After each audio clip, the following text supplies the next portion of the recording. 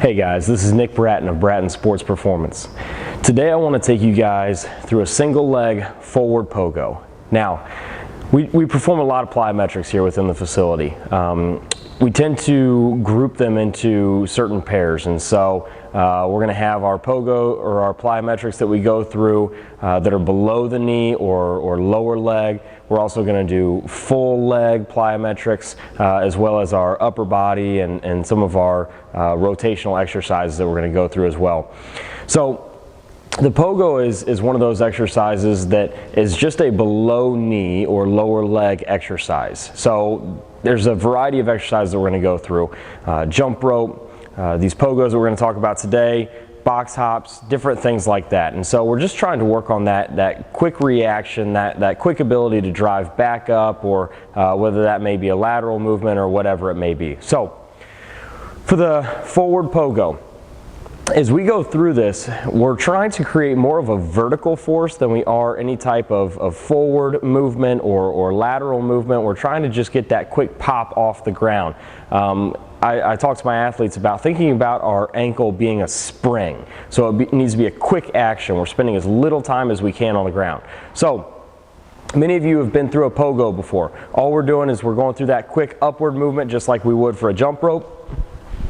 It's just quick off the ground.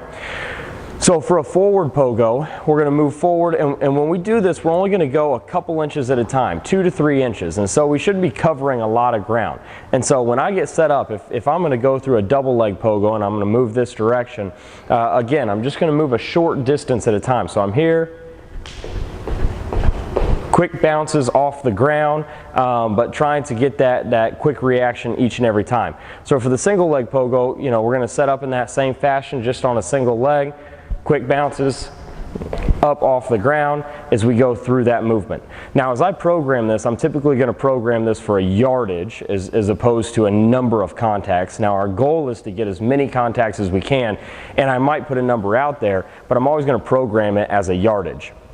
The reason why I like to do our pogos, and even if you've seen our line hop series, the reason I like to do that in motion is because, one, I like to create that locomotion. I like to create that ability to move as we go through these plyometrics. But for the other reason, joint health. We are constantly creating and absorbing forces.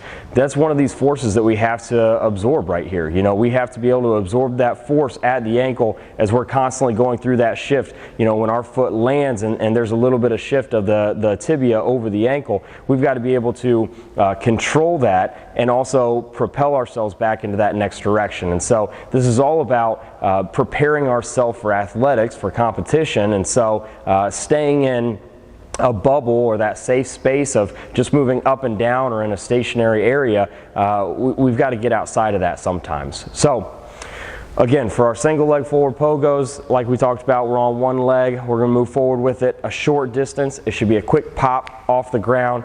Start with 5 to 10 yards moving in that forward motion, and then begin to add that backward motion to it as well as you begin to progress with the yardage. Try it out for yourself. Let me know how it goes. Thanks.